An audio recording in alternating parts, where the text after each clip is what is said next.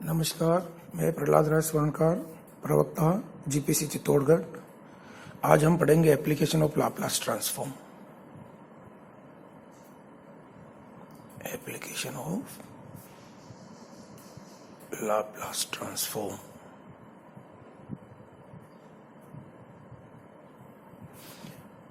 Laplace transform के applications electrical में किस प्रकार से लेते हैं। देखिए, हमारे पास क्या होता है, सीरीज आरएल सर्किट होता है, सीरीज आरसी सर्किट होता है, या सीरीज में आरएलसी सर्किट हो। इनको जब चार्जिंग डिस्चार्जिंग की इक्वेशंस को सिंप्लीफाई करने के लिए हम जो है लाप्लास के एप्लीकेशंस लेंगे।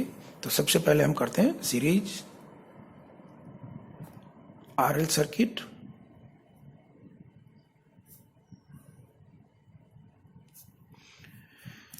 इसमें हम चार्जिंग डिस्चार्जिंग दोनों केस पढ़ते हैं। मान लीजिए हमारे पास एक आर प्रतिरोध,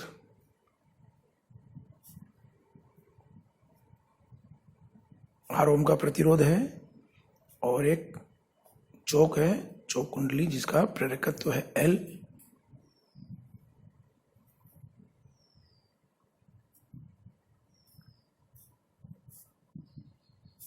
ये आर प्रतिरोध और ये एल हेनरी की एक कुंडली है, दोनों सीरीज में लगे हुए हैं। किसी समय पर जब हम इसको एक सोर्स के साथ जोड़ते हैं, मान लीजिए t इजिकल टू 0 पर हम इसको एक वन पोजिशन पे करते हैं। 8t इजिकल टू 0 के को हम जो है वन पोजिशन पे करते हैं। तो ये जो R और L जो सीरीज में है, ये किसके बैटरी के सीरीज में जुड़ जाएंगे, और इसके कारण से इसमें धारा प्रवाहित होने लग जाती है।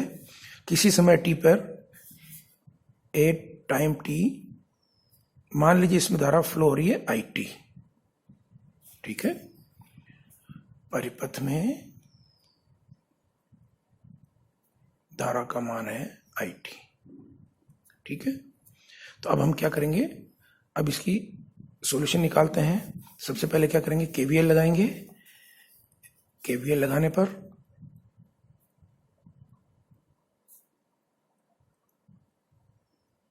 क्या होगा, देखिए इसके अक्रॉस वोल्टेज कितना हो गया, रेजिस्टेंस के across voltage IT into R, plus inductor के अक्रॉस वोल्टेज हो जाएगा L DI by DT is equal to applied voltage.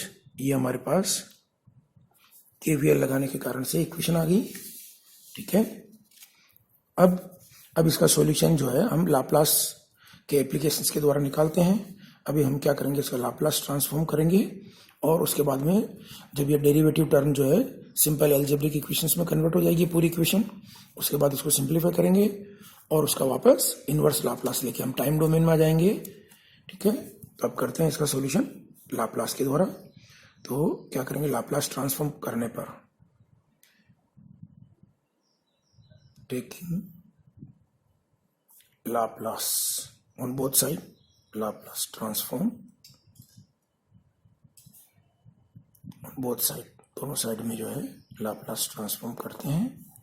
तो ये हो जाएगा लाप्लास IT का लाप्लास हो जाएगा IS प्लस S, और इसकी डेरिवेटिव टर्म है तो उसका लाप्लास हो जाएगा SIS माइनस I0 प्लस, और I0 is equal to E constant है, इसका लाप्लास हो जाएगा E बाई S। ठीक है, अब देखिए खोलते हैं इस इक्वेशन को, R plus SL IS minus L I0 plus is equal to E upon S। देखिए I0 plus means T is equal to 0, just T is equal to 0 पे आपने इसको की को वन पोजिशन पर रखा, उसके जस्ट उस इंस्टेंट पे इसमें धारा का मान कितना था, मीन्स इनिशियल कंडीशंस। चूंकि हमारे पास हमने कोई इनिशियल कंडीशन नहीं ली है, कोई धारा प्रवाहित नहीं हो रही है, इसलिए इसकी वैल्यू हो जाएगी 0। तो ये टर्म हो जाएगी 0। तो हमारी इक्वेशन बन जाएगी IS R plus SL IS is equal to E upon S, और यहां से हम क्या करेंगे, IS को कॉमन निकालते हैं।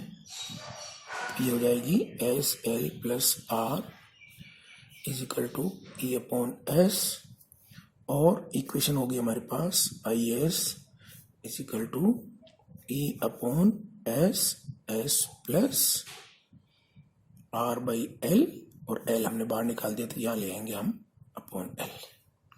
ठीक है, तो ये हो जाएगा हमारे पास इक्वेशन बन गई। तो अब इसको सिंप्लीफाई कर लिया। अब हम क्या करेंगे, अगेन वापस इसका इनवर्स लाप्लास करेंगे। तो इसका इनवर्स लाप्लास करेंगे, टेकिंग इनवर्स लाप्लास,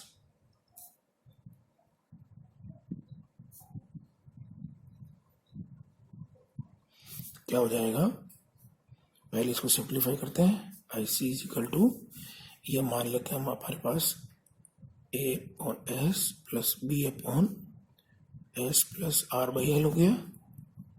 सबसे पहले हम ए और बी की वैल्यू निकालेंगे। ए इज इक्वल टू क्या हो जाएगा, दिस, इधर एस से मल्टीप्लाई करेंगे आई एस को, तो ये हो जाएगा E upon L upon S plus R by L at the value of S is equal to 0। तो ये हो जाएगा हमारे पास E by L upon R by L और ई अपॉन आर। इसी तरह से b इज इक्वल टू, इधर आके मल्टीप्लाई हो जाएगा तो ये हो जाएगा E upon L upon S at the value of S is equal to minus R by L, और ये हो जाएगा E by L upon minus R by L minus E upon R. तो हमने ए और बी की वैल्यू निकाल ली।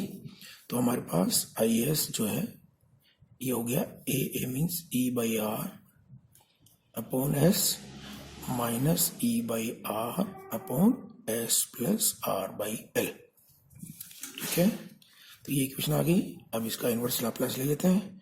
Inverse Laplace लेंगे तो ये हो गया वापस एस डोमेन से टाइम डोमेन में I T E upon R, 1 by S means 1 unit function का हो गया, 1 फंक्शन, तो ये हो गया माइनस इसका हो जाएगा ई अपॉन आर, ये हो जाएगा E minus R by L into T, और इसको ई बाई आर दोनों में आर बाहर निकाल दिया, ये हो गया 1 minus E minus R by L into T.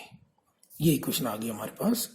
किसी भी समय टी पर परिपथ में धारा का मान होगा E by R 1 minus E minus R by L into T. जब टी इज इक्वल टू 0 पे मैंने सर्किट क्लोज किया है तो किसी भी समय टी पे धारा का मान हो गया है। ठीक है, अब हम इसको चाहे तो सिंप्लीफाई कर सकते हैं।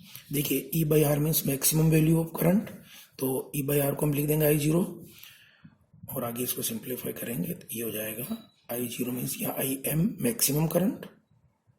ठीक है, आई एम 1 माइनस ई। अब इसको भी क्या करें, हम सिंप्लीफाई करते हैं, टी एल अपॉन आर लिख देते हैं।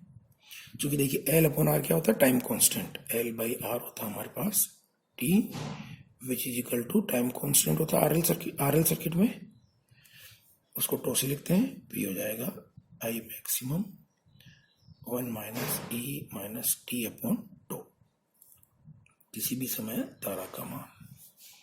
ठीक है, अब देखिए कभी अगर समय का मान T is equal to tau हो, तो क्या है एल बाई आर, तो क्या हो जाएगा धारा का मान I T is equal to maximum current 1 minus E minus T is equal to tau लिखेंगे तो ये हो जाएगा -1, और ये हो जाएगा आई एम 1 माइनस 1 अपॉन ई, और अगर हम इसको सिंप्लीफाई करेंगे तो ये आ जाएगा आई एम 1 माइनस 1 अपॉन 2.713। ठीक है, और ये हो जाएगा हमारे पास 0.632 ऑफ आई एम, और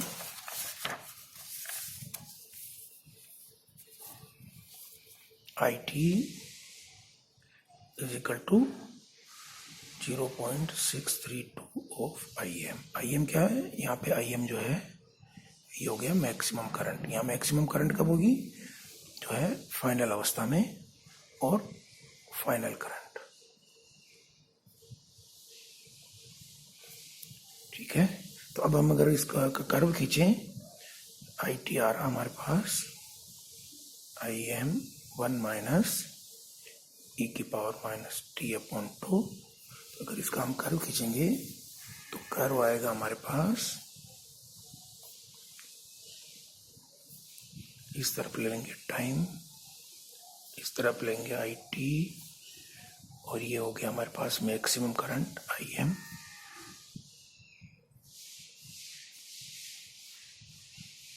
तो जो इसका कर्व खींचेंगे तो क्या आएगा, ये कर्व इस प्रकार से कर्व आएगा। ठीक है, किसी भी समय आई टी का मान। अब देखिए यहाँ से हम टाइम कांस्टेंट डिफाइन करें तो 63 मैक्सिमम करंट क्या है, ये इसका 63% मीन्स ये ठीक है, ये ले लेते हैं 63%। ये जो है ये टाइम होगा हमारे पास टो के बराबर। ठीक है, तो हम टाइम कांस्टेंट को डिफाइन कर सकते हैं। वह समय चाहे तो हम उसको इस प्रकार से कहूँ, when T is equal to tau, तो आई टी का मान हो जाएगा 63.2 ऑफ आई एम, अर्थात वह समय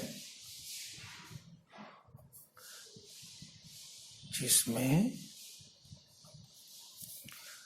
चार्जिंग केस में ना, चार्जिंग अवस्था में धारा का मान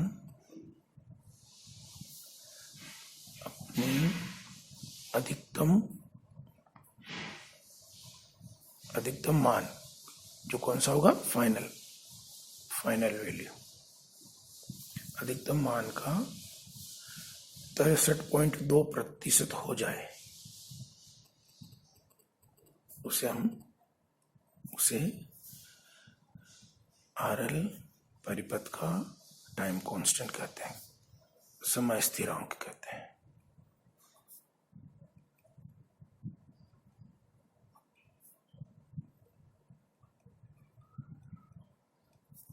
ठीक है, तो ये हो गया हमारे पास चार्जिंग अवस्था में, जिसका कर्व इस प्रकार से आएगा।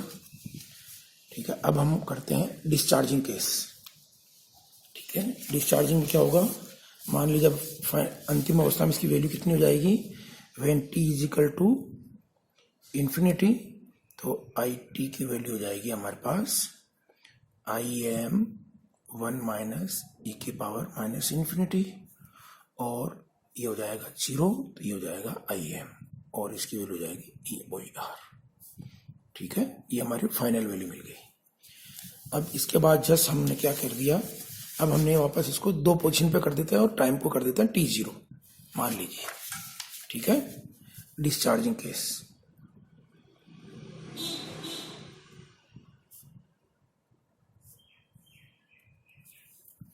डिस्चार्जिंग केस में क्या कर रहे हैं हम, देखिए इधर बनाते हैं परिपथ को वापस।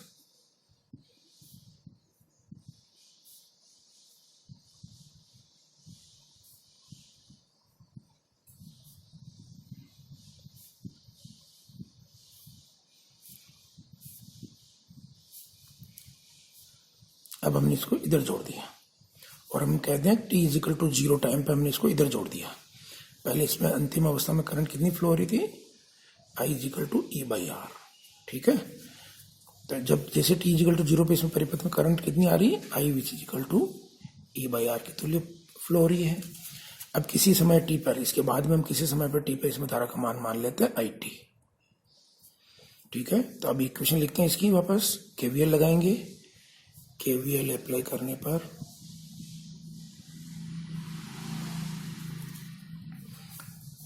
इसके across voltage I T into R plus इसके across voltage L D I by D T is equal to, कोई सोर्स नहीं है, इज इक्वल टू 0।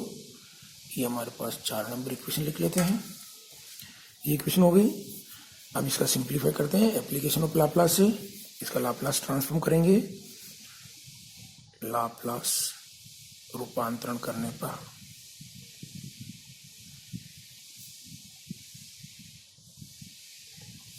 ये हो जाएगा आई एस आर प्लस इसका डेरिवेटिव है, ये हो जाएगा S I S minus I 0 plus is equal to 0। और सिंप्लीफाई करते हैं I S R plus S L I S minus L I zero plus is equal to 0। ठीक है, अब देखिए इसको आई जीरो प्लस कितनी है, जस्ट इसको 2 पोजीशन पे किया, उस वक्त इसमें धारा का मान कितना था, ई बाई आर। ठीक है, तो इसकी जगह हम लिख देंगे। अब हम आई एस को अलग कर लेते हैं, तो ये हो जाएगा एस एल प्लस आर, इधर इसको इधर ले जाते हैं तो एल आई जीरो की वैल्यू जाएगी ई अपॉन आर। ठीक है, इसको सिंप्लीफाई करते हैं तो ये हो जाएगा हमारे पास I S is equal to E L upon R, तो ये डिवाइड बाई इसका भाग लगा देंगे एस एल प्लस आर।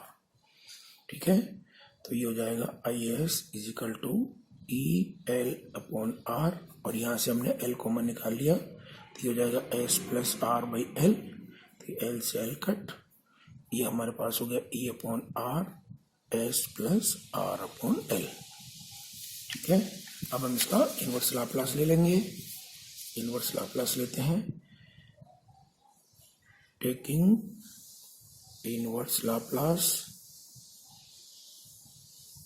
तो ये हो जाएगा I T is equal to E by R E की power minus R by L into T. ठीक है, और ई बाई आर क्या है यहाँ, इनिशियल करंट, तो इसको लिख सकते हैं हम चाहे तो I T is equal to I zero E power minus T upon L upon R, और I T is equal to I zero E power minus T upon two. ये टू क्या हो गया, टाइम कांस्टेंट। ये equation बन गई हमारे पास discharging अवस्था में। डिस्चार्जिंग में जब इनिशियल करंट है हमारे पास क्या है, ई बाई आर, ये इक्वेशन बन गई फाइनल। और हम देखिए यहाँ पे when T is equal to tau के बराबर होगा, टो क्या है, एल बाई आर, तो यहाँ पे देखिए आई टी की वैल्यू कितनी हो जाएगी, आई जीरो ई की पावर माइनस 1 और आई जीरो अपॉन ई, तो ये हो जाएगा हमारे पास, उधर हुआ था 63, ये हो जाएगा 67, लगभग 66.8 और 67% ऑफ आई जीरो। ठीक है, अर्थात डिस्चार्जिंग केस में वह समय जब परिपथ में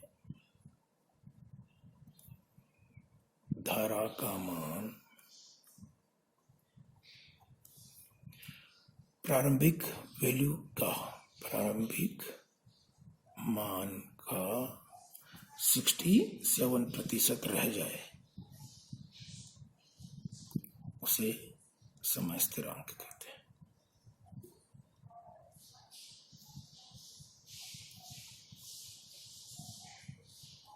ठीक है, और अगर हम इसका कर्व खींचेंगे तो कर्व कैसा आएगा हमारे पास, इधर लेंगे टाइम, इधर लेंगे आई टी, इनिशियली करंट कितनी है हमारे पास, ई बाई आर के बराबर है, फाइनली करंट ए हो जाएगा। तो किसी भी समय डिस्चार्जिंग के केस में हमारे पास इसका कर्व इस प्रकार से आएगा, चार्जिंग के केस में हमारे पास ये कर्व हो गया। और इसमें भी हम चाहें तो दिखा सकते हैं 67% मीन्स ये टाइम,